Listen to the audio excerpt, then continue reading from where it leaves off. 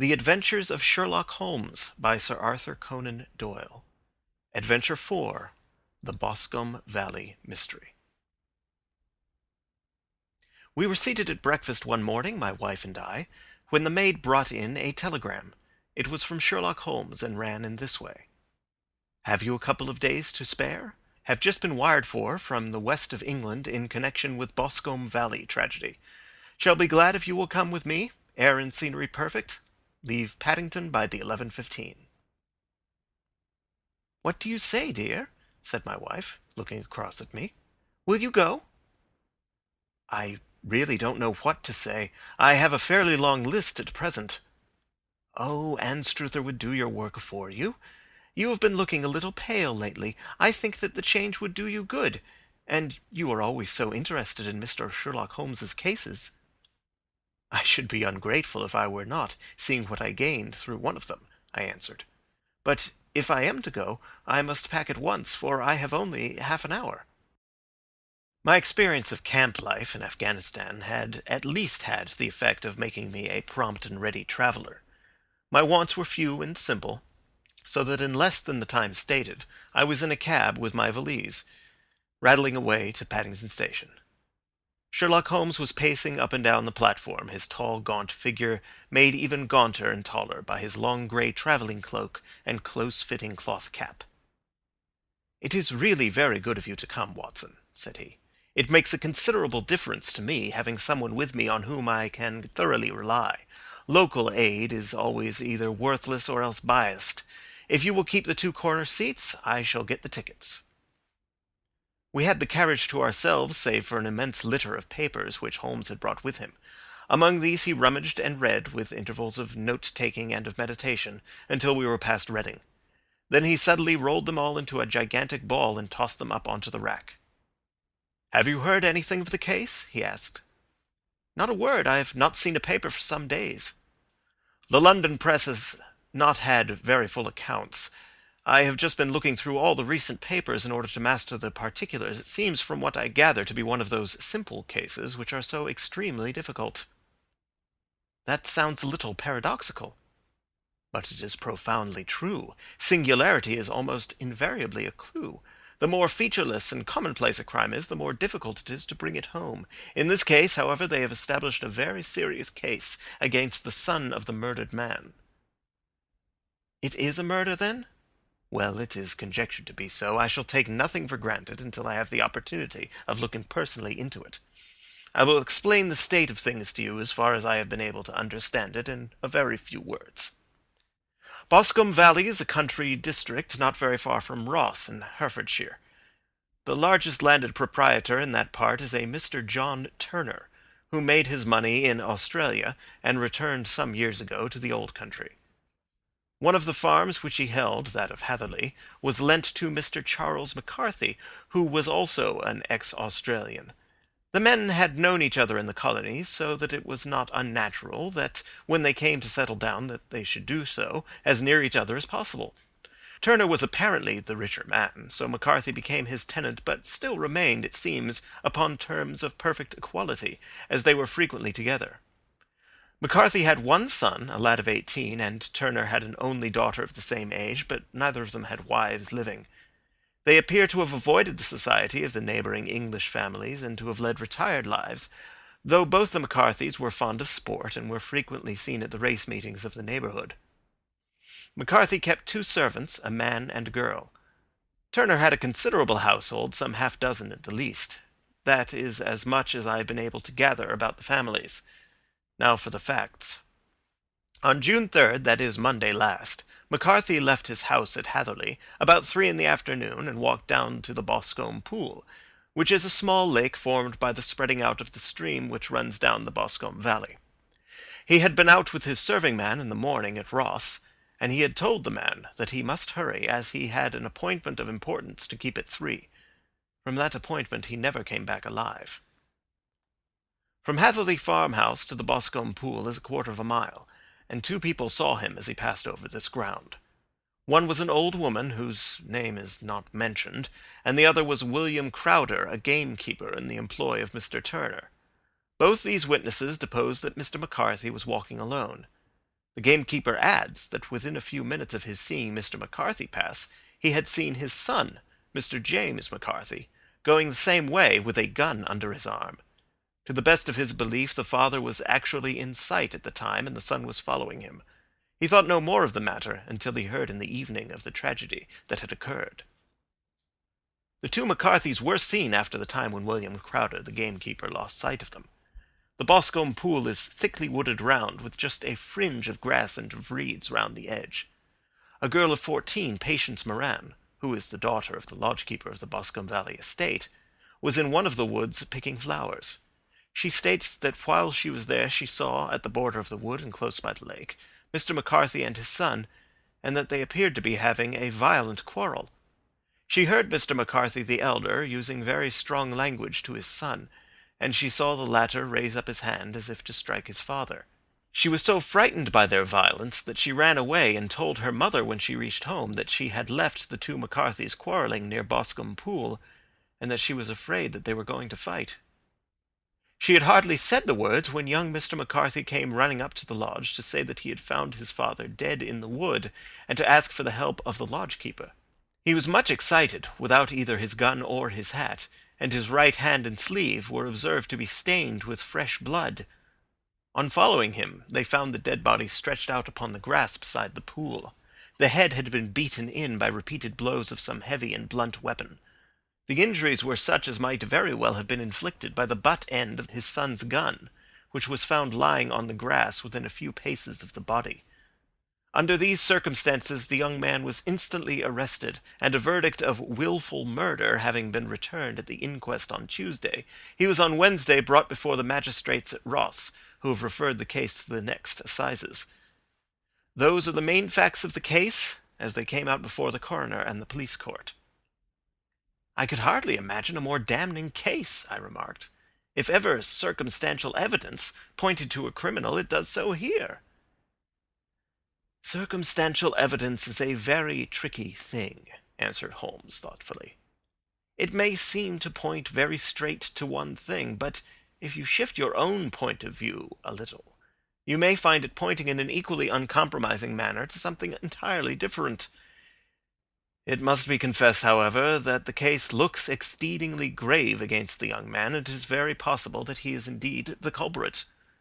There are several people in the neighbourhood, however, and among them Miss Turner, the daughter of the neighbouring landowner, who believe in his innocence, and who have retained Lestrade, whom you may recollect in connection with the study in scarlet, to work out the case in his interest. Lestrade, being rather puzzled, has referred the case to me, and hence it is that two middle-aged gentlemen are flying westward at 50 miles an hour, instead of quietly digesting their breakfasts at home." "I am afraid," said I, "that the facts are so obvious that you will find little credit to be gained out of this case." "There is nothing more deceptive than an obvious fact," he answered, laughing. "Besides, we may chance to hit upon some other obvious facts, which may have been by no means obvious to Mr. Lestrade. You know me too well to think that I am boasting when I say that I shall either confirm or destroy his theory by means which he is quite incapable of employing or even of understanding. To take the first example to hand, I very clearly perceive that in your bedroom the window is upon the right-hand side, and yet I question whether Mr. Lestrade would have noticed even so self-evident a thing as that." "How on earth—" "My dear fellow, I know you well. I know the military neatness which characterizes you. You shave every morning, and in this season you shave by the sunlight. But since your shaving is less and less complete as we get farther back on the left side, until it becomes positively slovenly as we get round the angle of the jaw, it is surely very clear that that side is less illuminated than the other. I could not imagine a man of your habits looking at himself in an equal light and being satisfied with such a result. I only quote this as a trivial example of observation and inference. Therein lies my métier, and it is just possible that it may be of some service in the investigation which lies before us. There are one or two minor points which are brought out in the inquest and which are worth considering." "What are they?" "It appears that his arrest did not take place at once, but after the return to Hatherley Farm. On the inspector of constabulary informing him that he was a prisoner, he remarked that he was not surprised to hear it, and that it was no more than his deserts. This observation of his had the natural effect of removing any traces of doubt which might have remained in the minds of the coroner's jury. "It was a confession!" I ejaculated. "No, for it was followed by a protestation of innocence. Coming on top of such a damning series of events, it was at the least a most suspicious remark." "On the contrary," said Holmes, "it is the brightest rift which I can at present see in the clouds. However innocent he might be, he could not be such an absolute imbecile as not to see that the circumstances were very black against him.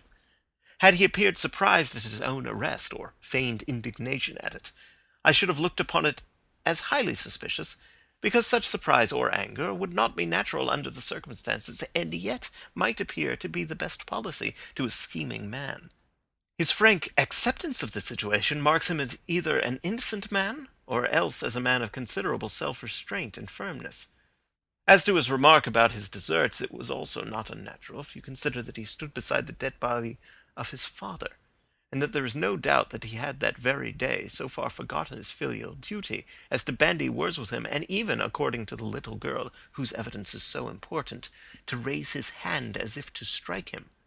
The self-reproach and contrition which are displayed in his remark appear to me to be the signs of a healthy mind rather than of a guilty one."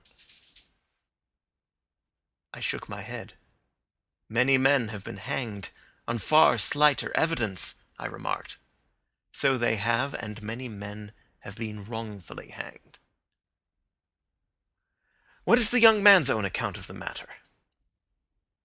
"It is, I am afraid, not very encouraging to his supporters, though there are one or two points in it which are suggestive. You will find it here and may read it for yourself." He picked out from his bundle a copy of the local Herefordshire paper, and having turned down the sheet he pointed out the paragraph in which the unfortunate young man had given his own statement of what had occurred. I settled myself down in the corner of the carriage and read it very carefully. It ran in this way: "Mr. James McCarthy, the only son of the deceased, was then called and gave evidence as follows. I had been away from home for 3 days at Bristol, and had only just returned upon the morning of last Monday the 3rd. My father was absent from home at the time of my arrival, and I was informed by the maid that he had driven over to Ross with John Cobb, the groom.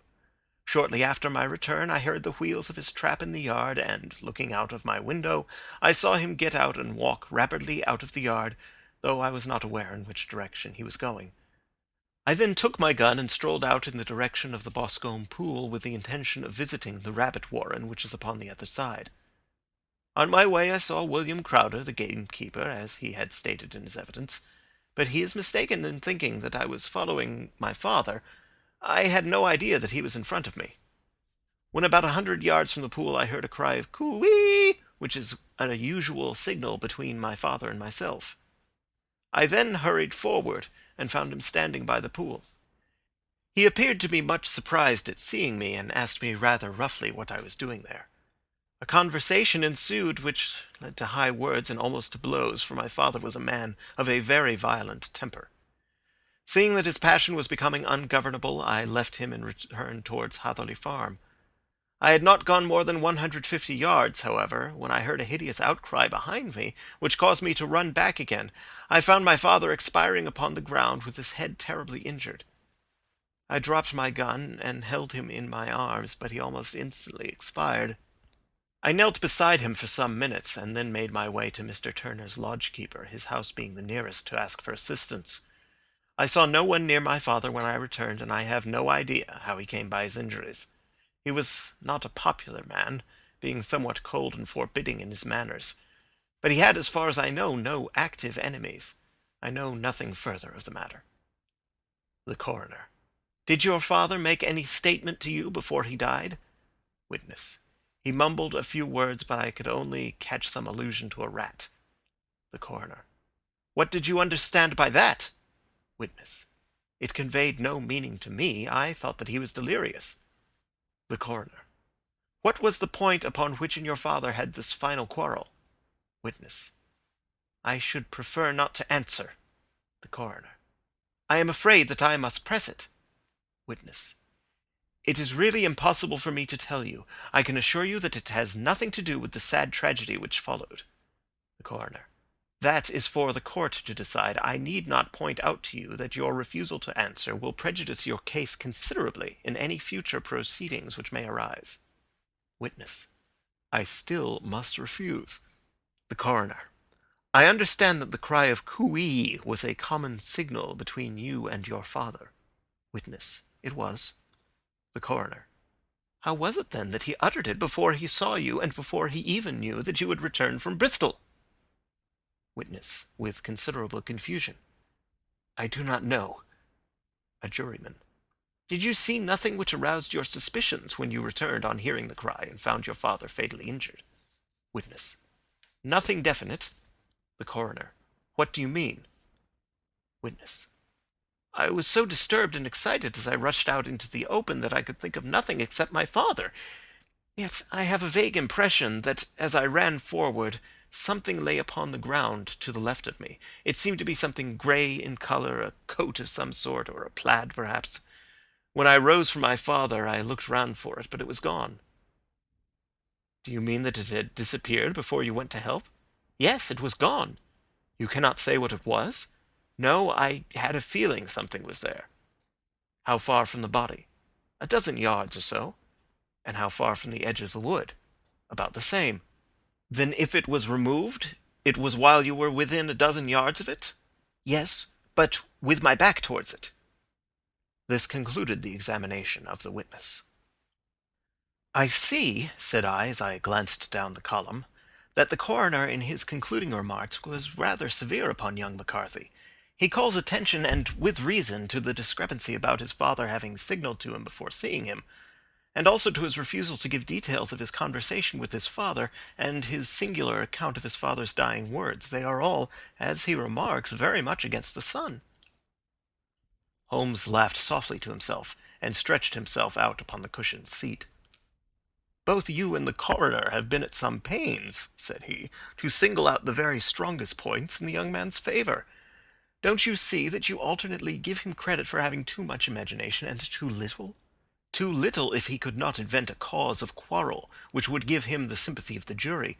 Too much if he evolved from his own inner consciousness anything so outré as a dying reference to a rat, and the incident of the vanishing cloth. No, sir, I shall approach this case from the point of view that what this young man says is true, and we shall see whither that hypothesis will lead us. And now here is my pocket Petrarch, and not another word shall I say of this case until we are on the scene of action. We lunch at Swindon, and I see that we shall be there in 20 minutes. It was nearly 4 o'clock when we at last, after passing through the beautiful Strand Valley and over the broad gleaming Severn, found ourselves at the pretty little country town of Ross. A lean ferret-like man, furtive and sly-looking, was waiting for us upon the platform. In spite of the light brown dustcoat and leather leggings which he wore in deference to his rustic surroundings, I had no difficulty in recognizing Lestrade of Scotland Yard. With him we drove to the Hereford Arms, where a room had already been engaged for us. "I have ordered a carriage," said Lestrade, as we sat over a cup of tea. "I knew your energetic nature, and that you would not be happy until you had been on the scene of the crime." "It was very nice and complimentary of you," Holmes answered. "It is entirely a question of barometric pressure." Lestrade looked startled. "I do not quite follow," he said. "How is the glass? 29, I see. No wind and not a cloud in the sky. I have a case full of cigarettes here which needs smoking, and the sofa is very much superior to the usual country hotel abomination. I do not think that it is probable that I shall use the carriage tonight." Lestrade laughed indulgently. "You have no doubt already formed your conclusions from the newspapers," he said. "The case is as plain as a pikestaff, and the more one goes into it, the plainer it becomes. Still, of course, one can't refuse a lady, and such a very positive one, too. She has heard of you, and would have your opinion, though I repeatedly told her that there was nothing which you could do which I had not already done. Why, bless my soul, here is her carriage at the door." He had hardly spoken before there rushed into the room one of the most lovely young women that I have ever seen in my life. Her violet eyes shining, her lips parted, a pink flush upon her cheeks, all thought of her natural reserve lost in her overpowering excitement and concern. "Oh, Mr. Sherlock Holmes!" she cried. glancing from one to the other of us, and finally with a woman's quick intuition fastening upon my companion. "I am so glad that you have come. I have driven down to tell you so. I know that James didn't do it. I know it, and I want you to start upon your work knowing it too. Never let yourself doubt upon that point. We have known each other since we were little children, and I know his faults, as no one else does. But he is too tender-hearted to hurt a fly. Such a charge is absurd to anyone who really knows him." "I hope we may clear him, Miss Turner," said Sherlock Holmes. "You may rely upon my doing all that I can." "But you have read the evidence. You have formed some conclusion. Do you not see some loophole, some flaw? Do you not yourself think that he is innocent?" "I think that it is very probable." "There now," she cried, throwing back her head and looking defiantly at Lestrade. "You hear? He gives me hopes." Lestrade shrugged his shoulders. "I am afraid that my colleague has been a little quick in forming his conclusions," he said. "But he is right. Oh, I know that he is right. James never did it. And about his quarrel with his father, I am sure that the reason why he would not speak about it to the coroner is because I was concerned in it." "In what way?" asked Holmes. "It is no time for me to hide anything. James and his father had many disagreements about me. Mr. McCarthy was very anxious that there should be a marriage between us. James and I have always loved each other as brother and sister, but of course he is young and has seen very little of life yet, well, naturally he did not wish to do anything like that yet. So there were quarrels, and this, I am sure, was one of them." "And your father?" asked Holmes. "Was he in favor of such a union?" "No, he was averse to it also. No one but Mr. McCarthy was in favor of it." A quick blush passed over her fresh young face as Holmes shot one of his keen, questioning glances at her. "Thank you for this information," said he. "May I see your father if I call tomorrow?" "I am afraid the doctor won't allow it." "The doctor?" "Yes. Have you not heard? Poor father has never been strong for years back, but this has broken him down completely. He is taken to his bed, and Dr. Willows says that he is a wreck, and that his nervous system is shattered. Mr. McCarthy was the only man alive who had known Dad in the old days in Victoria." "Ha! In Victoria, that is important." "Yes, at the mines." "Quite so, at the gold mines, where, as I understand, Mr. Turner made his money." "Yes, certainly." "Thank you, Miss Turner. You have been of material assistance to me."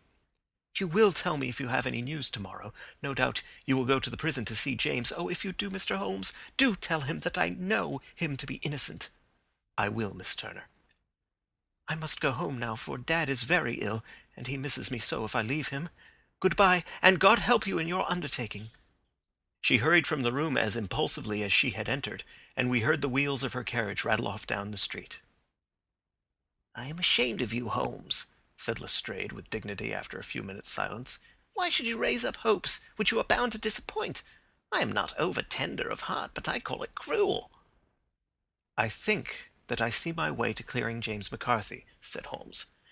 "Have you an order to see him in prison?" "Yes, but only for you and me." "Then I shall reconsider my resolution about going out. We have still time to take a train to Hereford and see him tonight?" "Ample." "Then let us do so. Watson, I fear that you will find it very slow, but I shall only be away a couple of hours."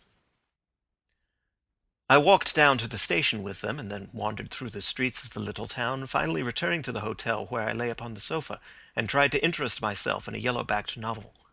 The puny plot of the story was so thin, however, when compared to the deep mystery through which we were groping, and I found my attention wander so continually from the action to the fact, that I at last flung it across the room and gave myself up entirely to a consideration of the events of the day. Supposing that this unhappy young man's story were absolutely true, then what hellish thing, what absolutely unforeseen and extraordinary calamity could have occurred between the time when he parted from his father and the moment when, drawn back by his screams, he rushed into the glade? It was something terrible and deadly. What could it be? Might not the nature of the injuries reveal something to my medical instincts? I rang the bell and called for the weekly country paper, which contained a verbatim account of the inquest. In the surgeon's deposition it was stated that the posterior third of the left parietal bone and the left half of the occipital bone had been shattered by a heavy blow from a blunt weapon. I marked the spot upon my own head. Clearly such a blow must have been struck from behind. That was to some extent in favour of the accused, as, when seen quarrelling, he was face to face with his father. Still, it did not go for very much, for the older man might have turned his back before the blow fell. Still, it might be worth while to call Holmes's attention to it. Then there was the peculiar dying reference to a rat. What could that mean? It could not be delirium. A man dying from a sudden blow does not commonly become delirious. No, it was more likely to be an attempt to explain how he met his fate. But what could it indicate? I cudgelled my brains to find some possible explanation. And then the incident of the grey cloth seen by young McCarthy. If that were true, the murderer must have dropped some part of his dress, presumably his overcoat, in his flight, and must have had the hardihood to return and to carry it away at the instant when the son was kneeling with his back turned, not a dozen paces off. What a tissue of mysteries and improbabilities the whole thing was! I did not wonder at Lestrade's opinion, and yet I had so much faith in Sherlock Holmes's insight that I could not lose hope as long as every fresh fact seemed to strengthen his conviction of young McCarthy's innocence. It was late before Sherlock Holmes returned.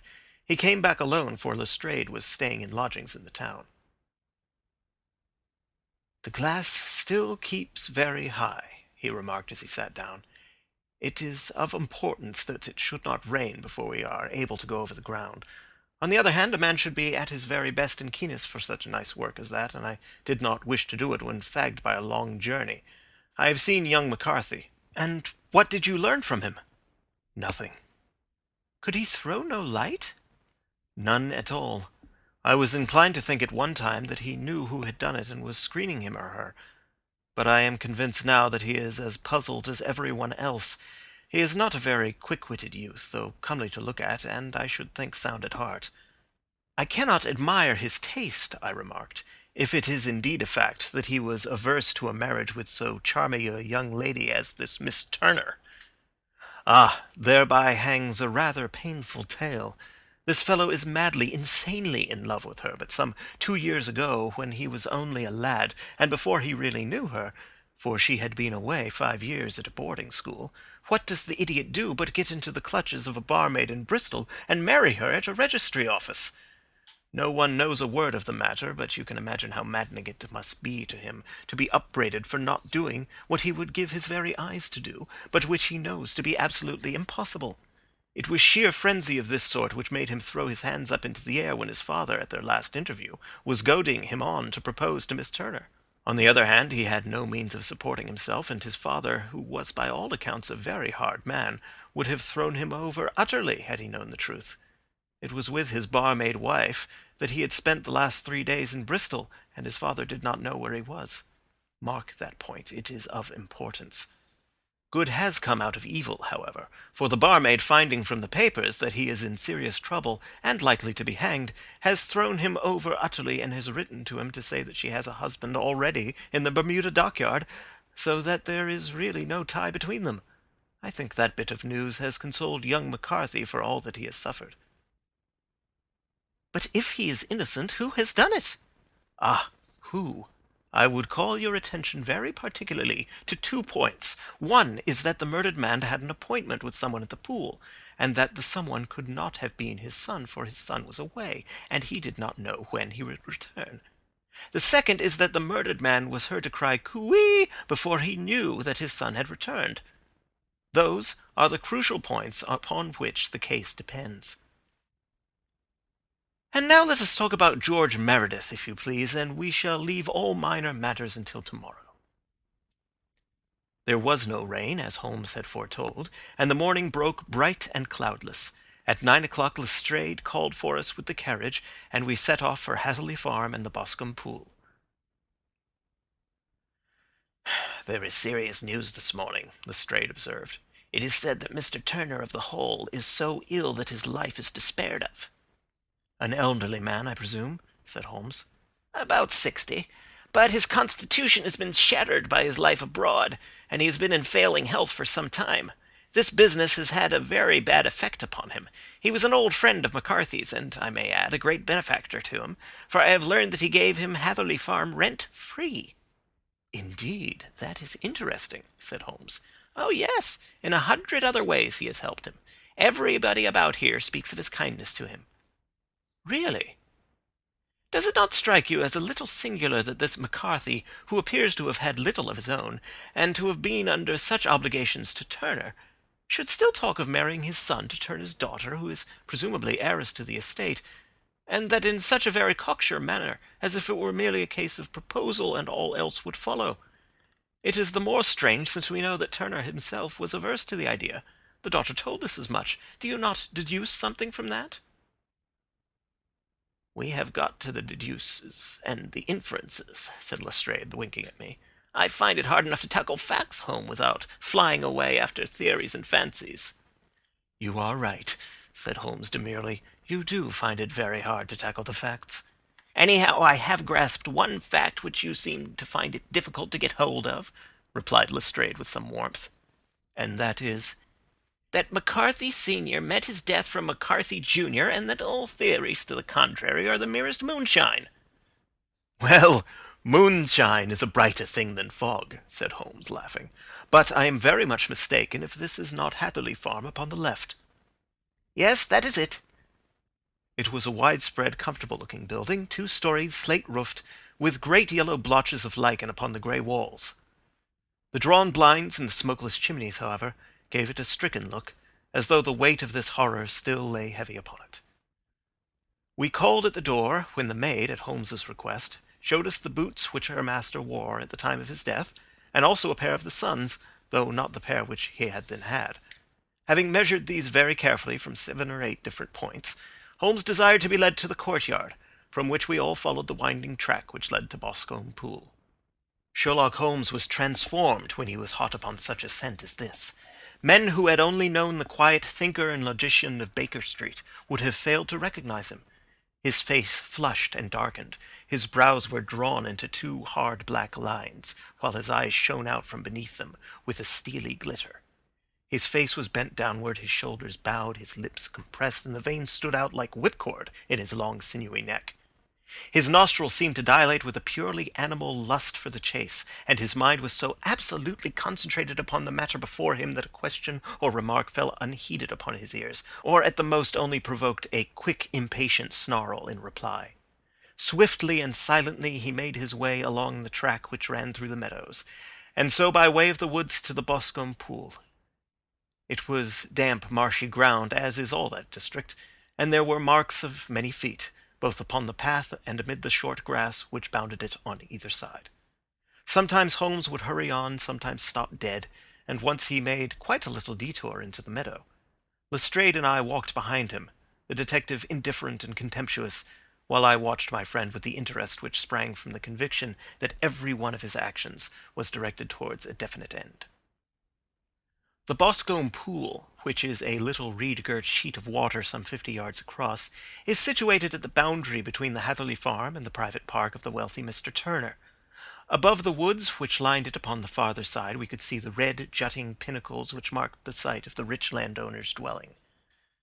On the Hatherley side of the pool the woods grew very thick, and there was a narrow belt of sodden grass 20 paces across between the edge of the trees and the reeds which lined the lake. Lestrade showed us the exact spot at which the body had been found, and indeed so moist was the ground that I could plainly see the traces which had been left by the fall of the stricken man. To Holmes, as I could see by his eager face and peering eyes, very many other things were to be read upon the trampled grass. He ran round, like a dog who is picking up a scent, and then turned upon my companion. "What did you go into the pool for?" he asked. "I fished about with a rake. I thought there might be some weapon or other trace, but how on earth—" "Oh, tut, tut, I have no time. That left foot of yours with its inward twist is all over the place. A mole could trace it, and there it vanishes among the reeds. Oh, how simple it would have all been had I been here before they came like a herd of buffalo and wallowed all over it. Here is where the party with the lodge-keeper came, and they have covered all tracks for 6 or 8 feet round the body. But here are 3 separate tracks of the same feet." He drew out a lens and lay down upon his waterproof to have a better view, talking all the time rather to himself than to us. "These are young McCarthy's feet. Twice he was walking, and once he ran swiftly, so that the soles are deeply marked and the heels hardly visible. That bears out his story. He ran when he saw his father on the ground. Then here are the father's feet as he paced up and down. What is this, then? It is the butt end of the gun as the son stood listening. And this? Ha ha! What have we here? Tiptoes, tiptoes square, too. Quite unusual boots. They come, they go, they come again. Of course, that was for the cloak. Now, where did they come from? He ran up and down, sometimes losing, sometimes finding the track, until we were well within the edge of the wood and under the shadow of a great beech, the largest tree in the neighborhood. Holmes traced his way to the farther side of this and lay down once more upon his face with a little cry of satisfaction. For a long time he remained there, turning over the leaves and dried sticks, gathering up what seemed to me to be dust into an envelope, and examining with his lens not only the ground, but even the bark of the tree as far as he could reach. A jagged stone was lying among the moss, and this he also carefully examined and retained. Then he followed a pathway through the wood until he came to the high road, where all traces were lost. "It has been a case of considerable interest," he remarked, returning to his natural manner. "I fancy that this grey house on the right must be the lodge. I think that I will go in and have a word with Moran, and perhaps write a little note. Having done that, we may drive back to our luncheon. You may walk to the cab, and I shall be with you presently." It was about 10 minutes before we regained our cab and drove back into Ross, Holmes still carrying with him the stone which he had picked up in the wood. "This may interest you, Lestrade," he remarked, holding it out. "The murder was done with it." "I see no marks." "There are none."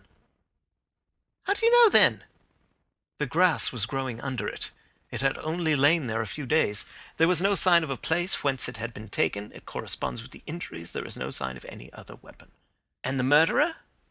"Is a tall man, left-handed, limps with the right leg, wears thick-soled shooting boots and a grey cloak, smokes Indian cigars, uses a cigar holder, and carries a blunt penknife in his pocket. There are several other indications, but these may be enough to aid us in our search." Lestrade laughed. "I am afraid that I am still a skeptic," he said. "Theories are all very well, but we have to deal with a hard-headed British jury." "Nous verrons," answered Holmes calmly. "You work your own method, and I shall work mine. I shall be busy this afternoon, and shall probably return to London by the evening train." "And leave your case unfinished?" "No, finished." "But the mystery?" "It is solved." "Who is the criminal, then?" "The gentleman I describe." "But who is he?" "Surely it would not be difficult to find out. This is not such a populous neighborhood." Lestrade shrugged his shoulders.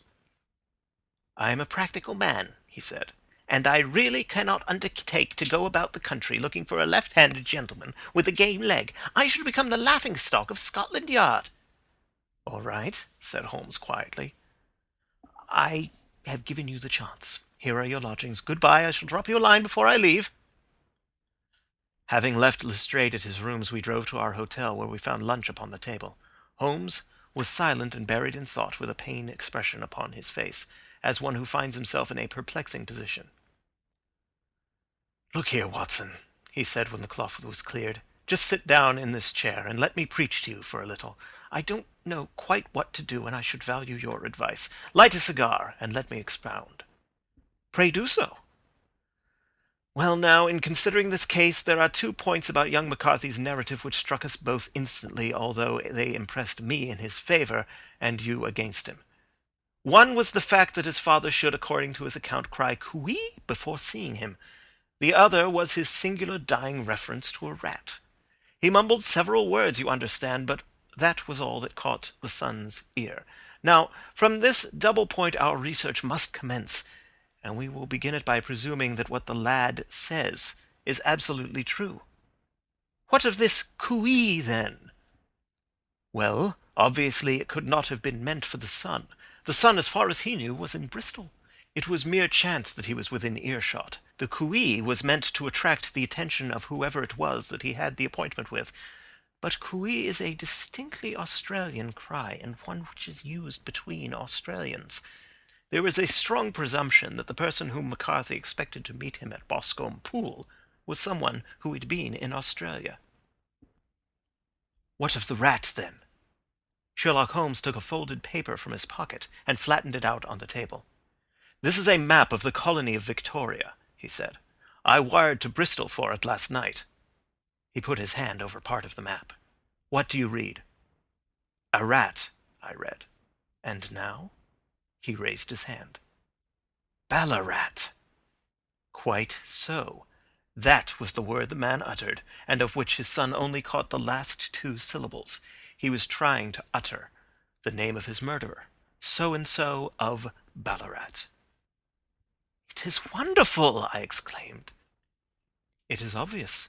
And now you see I had narrowed the field down considerably. The possession of a grey garment was a third point which, granting the son's statement to be correct, was a certainty. We have come now out of mere vagueness to the definite conception of an Australian from Ballarat with a grey cloak." "Certainly. And one who was at home in the district, for the pool can only be approached by the farm or by the estate, where strangers could hardly wander." "Quite so. Then comes our expedition of today. By an examination of the ground I gained the trifling details which I gave to that imbecile Lestrade as to the personality of the criminal." "But how did you gain them?" "You know my method. It is founded upon the observation of trifles. His height I might know that you might roughly judge from the length of his stride. His boots, too, might be told from their traces. Yes, they were peculiar boots." "But his lameness?" "The impression of his right foot was always less distinct than his left. He put less weight upon it. Why? Because he limped. He was lame." "But his left-handedness?" "You were yourself struck by the nature of the injury as recorded by the surgeon at the inquest. The blow was struck from immediately behind, and yet was upon the left side. Now, how can that be, unless it were by a left-handed man? He had stood behind that tree during the interview between the father and son. He had even smoked there. I found the ash of a cigar, which my special knowledge of tobacco ashes enables me to pronounce as an Indian cigar. I have, as you know, devoted some attention to this, and written a little monograph on the ashes of 140 different varieties of pipe, cigar, and cigarette tobacco. Having found the ash, I then looked round and discovered the stump among the moss where he had tossed it. It was an Indian cigar, of the variety which are rolled in Rotterdam." "And the cigar holder?" "I could see that the end had not been in his mouth, therefore he used a holder. The tip had been cut off, not bitten off, but the cut was not a clean one, so I deduced a blunt penknife." "Holmes," I said, "you have drawn a net round this man from which he cannot escape, and you have saved an innocent human life as truly as if you had cut the cord which was hanging him. I see the direction in which all this points.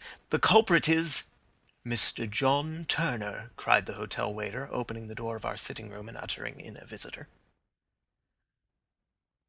The man who entered was a strange and impressive figure.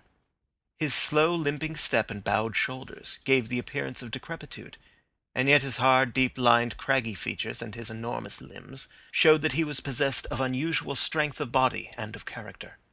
His tangled beard, grizzled hair, and outstanding drooping eyebrows combined to give an air of dignity and power to his appearance, but his face was of an ashen white, while his lips and the corners of his nostrils were tinged with a shade of blue.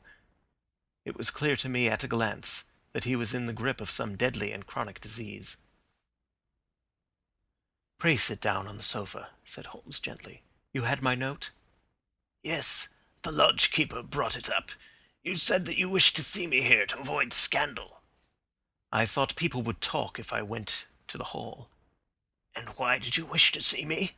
He looked across at my companion with despair in his weary eyes, as though his question was already answered. "Yes," said Holmes, answering the look rather than the words. "It is so. I know all about McCarthy." The old man sank his face in his hands. "God help me!" he cried. "But I would not have let the young man come to harm. I give you my word that I would have spoken out if it went against him at the assizes." "I am glad to hear you say so," said Holmes gravely. "I would have spoken now, had it not been for my dear girl. It would break her heart. It will break her heart when she hears that I am arrested." "It may not come to that," said Holmes. "What?" "I am no official agent. I understand that it was your daughter who required my presence here, and I am acting in her interests. Young McCarthy must be got off, however." "I am a dying man," said old Turner. "I have had diabetes for years. My doctor says it is a question whether I shall live a month. Yet I would rather die under my own roof than in a jail." Holmes rose and sat down at the table with his pen in his hand, and a bundle of paper before him. "Just tell us the truth," he said. "I shall jot down the facts, you will sign it, and Watson here can witness it. Then I could produce your confession at the last extremity to save young McCarthy. I promise you that I shall not use it unless it is absolutely needed." "It's as well," said the old man. "It's a question whether I shall live to the assizes, so it matters little to me, but I should wish to spare Alice the shock. And now I will make the thing clear to you. It has been a long time in the acting, but it will not take me long to tell. You didn't know this dead man, McCarthy. He was a devil incarnate, I tell you that. God keep you out of the clutches of such a man as he. His grip has been upon me these 20 years, and he has blasted my life. I'll tell you first how I came to be in his power. It was in the early 60s at the diggings. I was a young chap then, hot-blooded and reckless, ready to turn my hand at anything.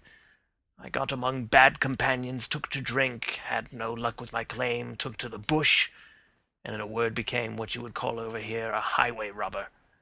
There were 6 of us, and we had a wild, free life of it, sticking up a station from time to time, or stopping the wagons on the road to the diggings.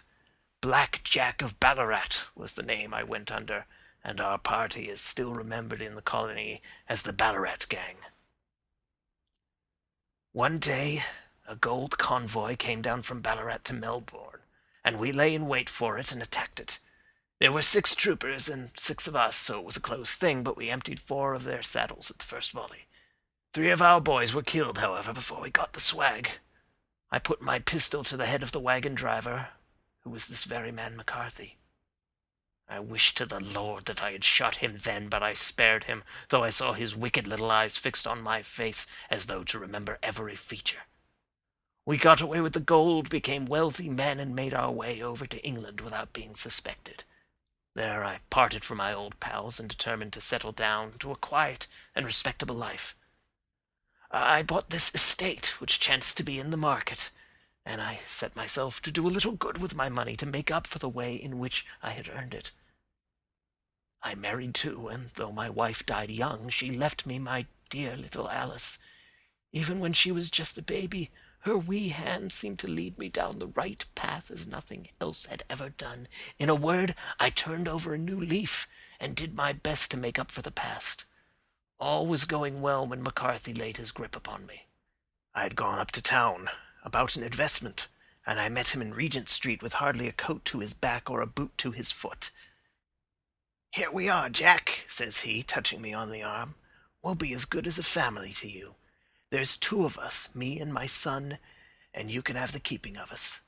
If you don't, it's a fine, law-abiding country is England, and there's always a policeman within hail." Well, down they came to the West Country. There was no shaking them off, and there they have lived rent-free on my best land ever since. There was no rest for me, no peace, no forgetfulness. Turn where I would, there was his cunning, grinning face at my elbow. It grew worse as Alice grew up, for he soon saw I was more afraid of her knowing my past than of the police. Whatever he wanted he must have, and whatever it was I gave him, without question. Land, money, houses, until at last he asked a thing which I could not give. He asked for Alice. His son, you see, had grown up, and so had my girl. And as I was known to be in weak health, it seemed a fine stroke to him that his lad should step into the whole property. But there I was firm. I would not have his cursed stock mixed with mine. Not that I had any dislike to the lad, but his blood was in him, and that was enough. I stood firm. McCarthy threatened. I braved him to do his worst. We were to meet at the pool midway between our houses to talk it over. When I went down there, I found him talking with his son, so I smoked a cigar and waited behind a tree until he should be alone. But as I listened to his talk, all that was black and bitter in me seemed to come uppermost. He was urging his son to marry my daughter with as little regard for what she might think, as if she were a slut from off the streets. It drove me mad to think that I and all that I held most dear should be in the power of such a man as this. Could I not snap the bond? I was already a dying and desperate man. Though clear of mind and fairly strong of limb, I knew that my own fate was sealed. But my memory and my girl both could be saved if I could but silence that foul tongue. I did it, Mr. Holmes. I would do it again. Deeply as I have sinned, I have led a life of martyrdom to atone for it. But that my girl should be entangled in the same meshes which held me was more than I could suffer. I struck him down with no more compunction than if he had been some foul and venomous beast. His cry brought back his son, but I had gained the cover of the wood, though I was forced to go back to fetch the cloak which I had dropped in my flight. That is the true story, gentlemen, of all that occurred. Well, it is not for me to judge you, said Holmes, as the old man signed the statement which had been drawn out. I pray that we may never be exposed to such a temptation. I pray not, sir. And what do you intend to do? In view of your health? Nothing. You are yourself aware that you will soon have to answer for your deed at a higher court than the assizes. I will keep your confession, and if McCarthy is condemned, I shall be forced to use it. If not, it shall never be seen by mortal eye, and your secret, whether you be alive or dead, shall be safe with us. Farewell, then, said the old man solemnly.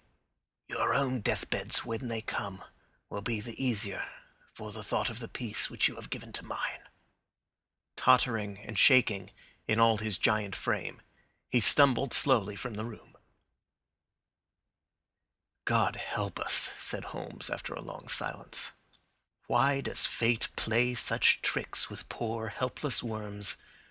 I never hear of such a case as this that I do not think of Baxter's words and say, there, but for the grace of God, goes Sherlock Holmes. James McCarthy was acquitted at the assizes on the strength of a number of objections which had been drawn out by Holmes and submitted to the defending counsel. Old Turner lived for 7 months after our interview, but he is now dead, and there is every prospect that the son and daughter may come to live happily together in ignorance of the black cloud which rests upon their past.